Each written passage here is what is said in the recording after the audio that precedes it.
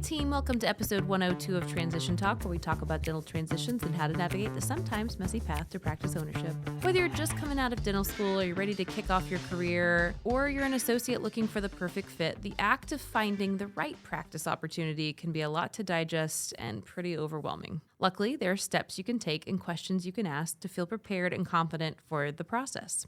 If you've already listened to episode 101, and if you haven't, go back and listen to that, you'll know that we're doing a little mini-series with our friends at Arthur Marshall. Arthur Marshall specializes in placements for permanent dental, physician, and advanced practices. They have extensive knowledge of the challenges faced by healthcare organizations when recruiting top-tier talent, as well as the challenges candidates face when searching for new opportunities. So once again, I've got Rich Gehrke and Kevin Simpson here from Arthur Marshall. Hello, guys. Hello. How are you? Hey. Rich is the Vice President of Dental Partner Success and has a long history in the healthcare sector and an in-depth understanding of market conditions and customer acquisition strategies. He brings a wealth of knowledge and skills to this table and any table he's at, including relationship building, consulting, staffing, and business development. Kevin has over 300 dental physician and executive placements that he has managed and has a deep-rooted understanding of recruitment and people. His experience involves building, developing, and mentoring teams as they implement strategies in support of company goals and objectives. So nice to have you both here again.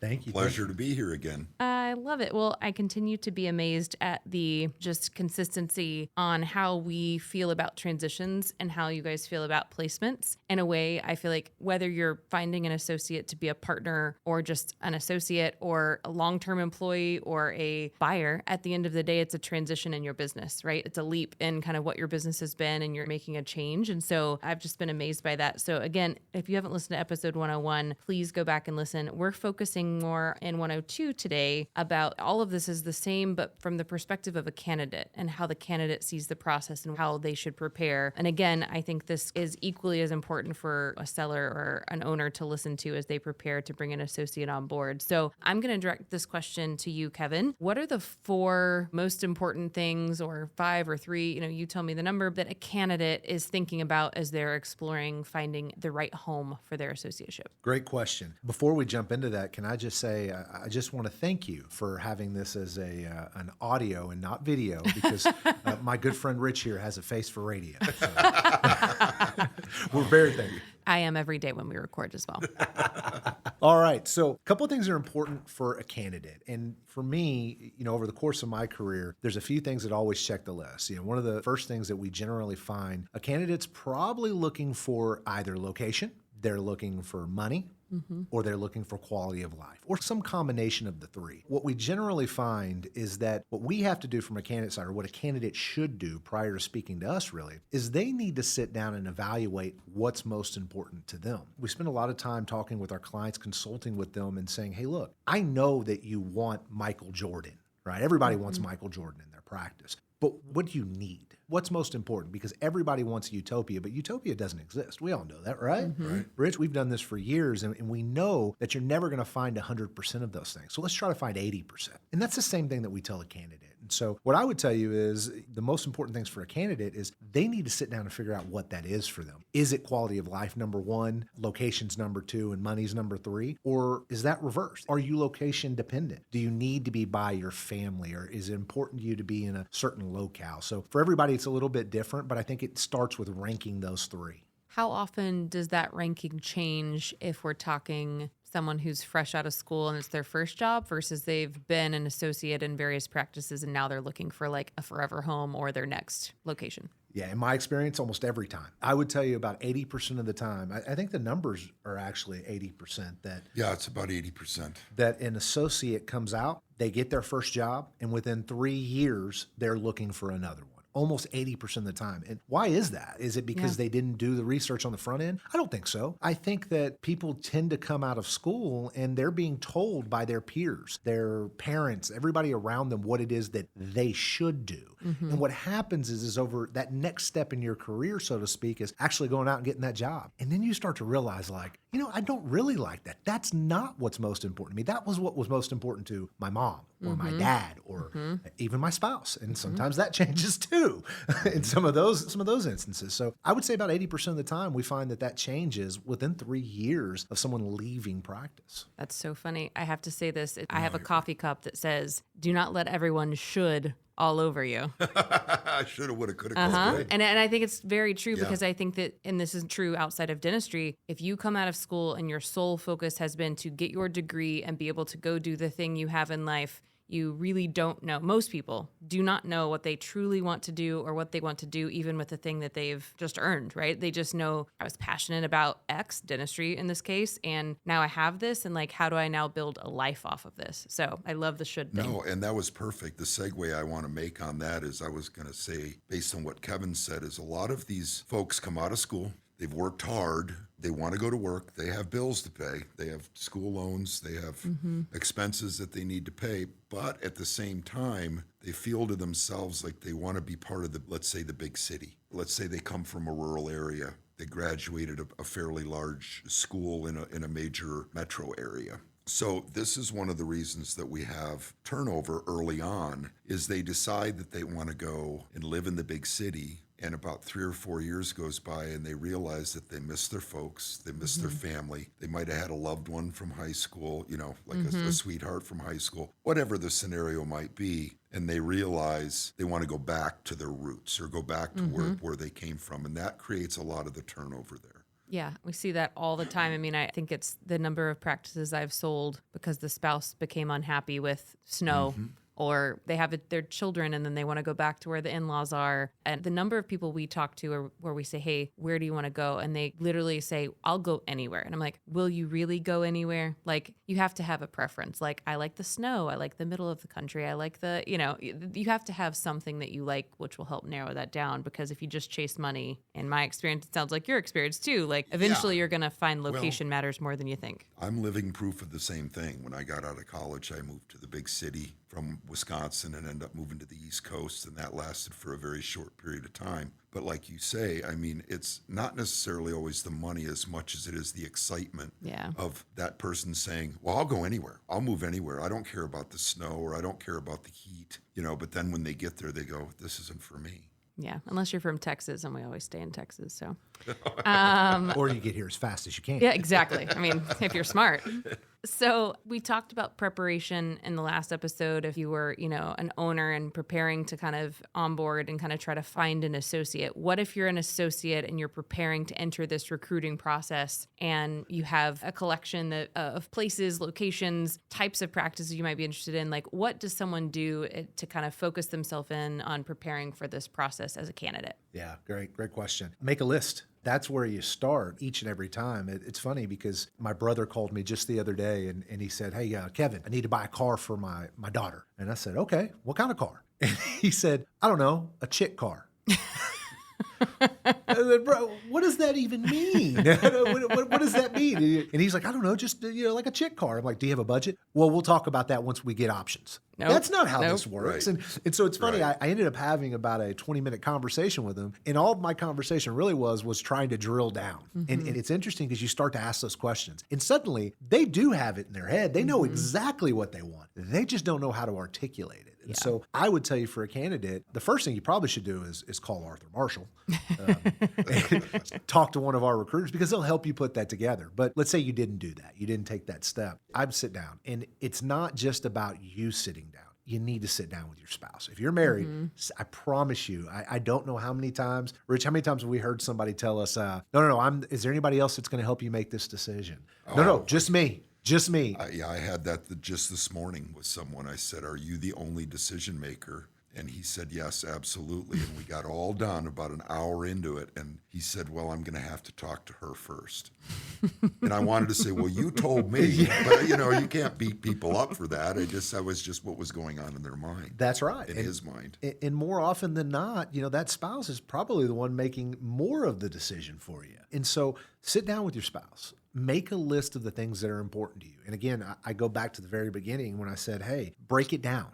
Location, family, money, growth, longevity, partnership. Write all of those things down and stack rank those those things. And then you'll start to be able to narrow those things down, right? Because then you go, all right, well, location may be number one on your list. And if that is, that narrows it down dramatically. If it is at the bottom of your list, and it's truly at the bottom of your list, it opens it up dramatically. And so I think that's the first step in any process. And I think I would imagine being honest with yourself too about like maybe size and type of practice. Do I want to be in like a multi-doctor practice? Would I prefer to work with one person? Would I rather, like, am I someone who likes a holistic side? Like even from a clinical standpoint, like they may not know that yet depending on how far in their career they are. But I would assume being honest with yourself about those components too, about like, what do I really want and who do I think I would work best with is probably also very valuable for you guys to know. Yeah, that's a great point, Christy, but unfortunately, a lot of people don't know that. They just don't have it together yet. Yeah. They're still coming out of school. And I wanted to make one very valid point. There's two types of candidates. There's your active candidate that's actively looking for an opportunity, and normally we call those shoppers. Those are the candidates that are shopping different locations in different areas. And then you have your passive candidate. And your passive candidate is already working.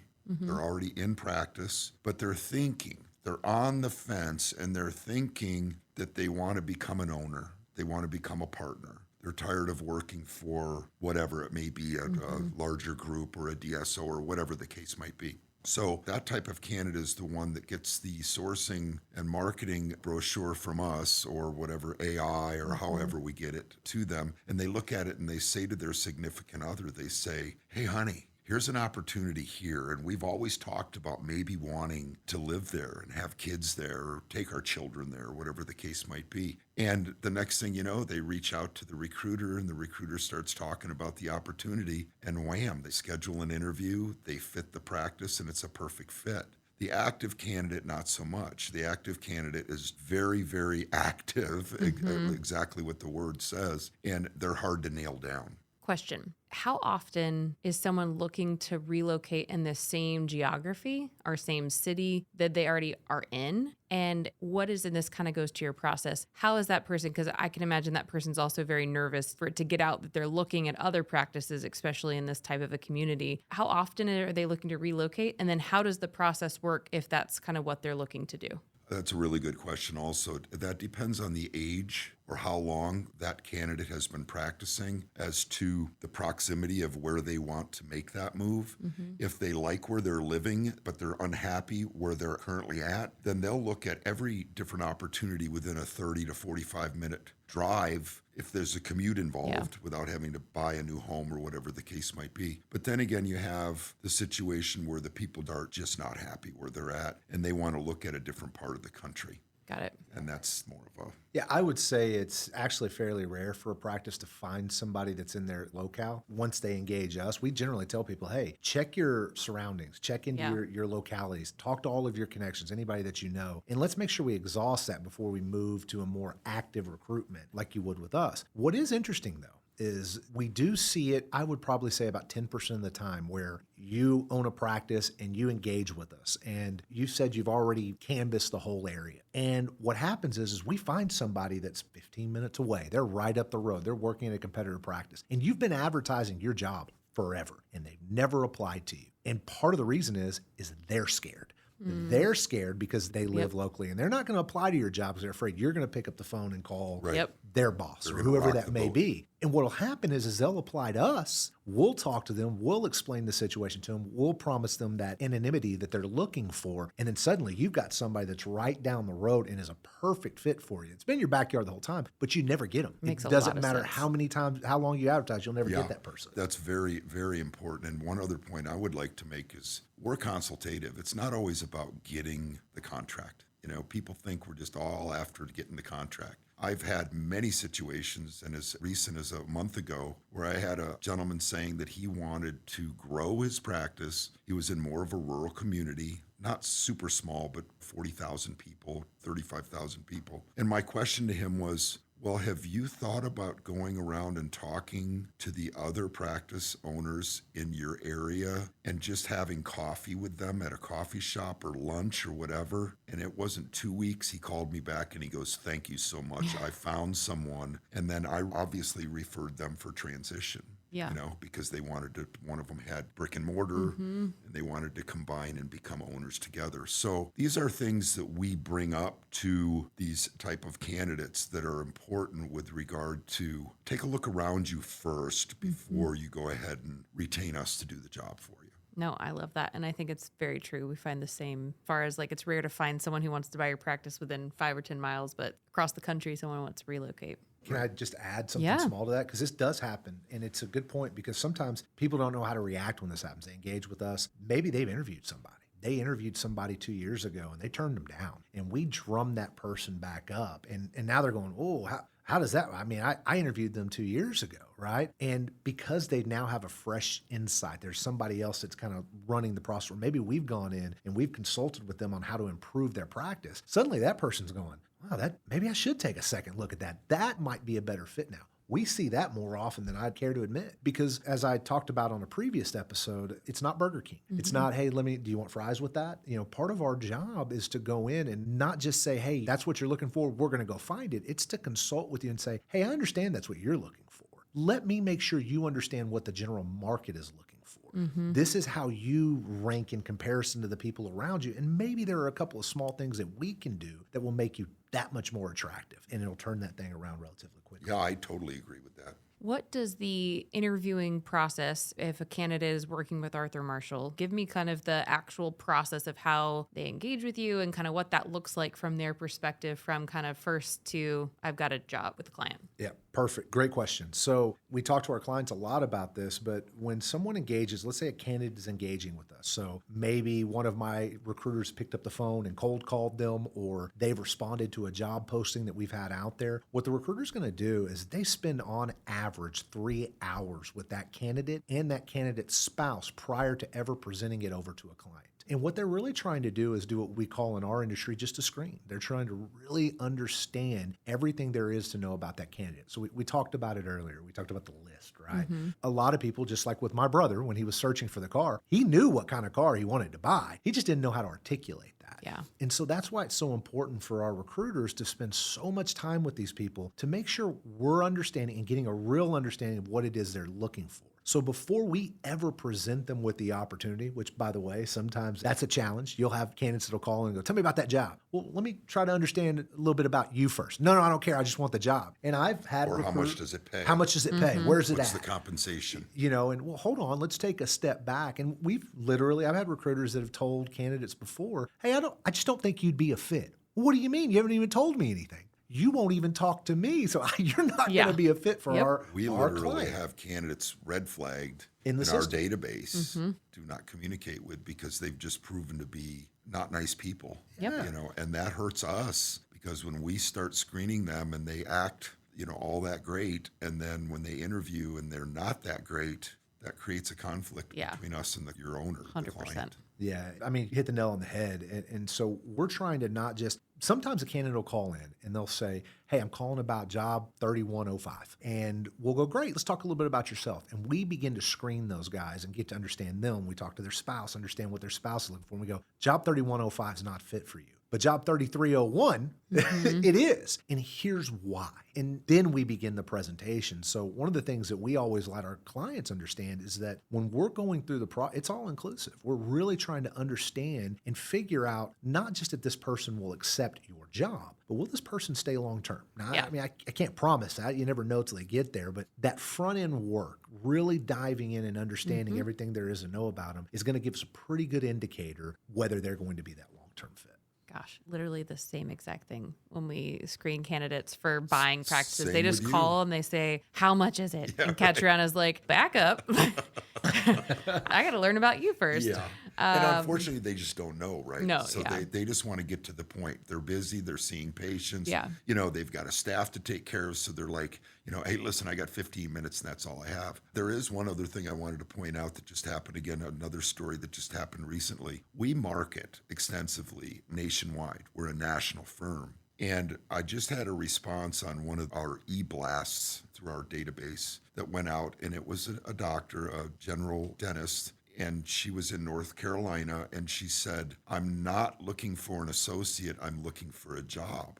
That was her response. And I immediately responded to her, well, where exactly are you located and what are you looking for? And she told me, I'm in Charlotte, North Carolina, and I'd like something within 30 minutes to an hour from Charlotte. I immediately put her name out to all the recruiters in our whole company and said, this is a candidate that responded to a marketing email. Is anyone interested? And immediately a recruiter, Colin, reached out to me and said, I've got the perfect spot for her. Let me call her and talk to her. I don't have the end result. We don't have the final story yet, and I'm not sure that she's even interviewed yet because that's how recent it was. So there's many different ways that we find those candidates, which is kind of off subject of what your question was. No, but I think it's important. I think it's important to understand that, like, as an individual searching, right, you can only do so much. You only have so many resources. Like, to maximize your network, you have to maximize kind of all the tentacles you put out. And I think that that's really important if you're listening, right? Like, Arthur Marshall is a incredible resource to help expand your tentacles, but you also have to do the work, right? You have to do the homework yourself. You have to understand what you want. Exactly. You have to kind of keep the momentum going, right? Mm-hmm.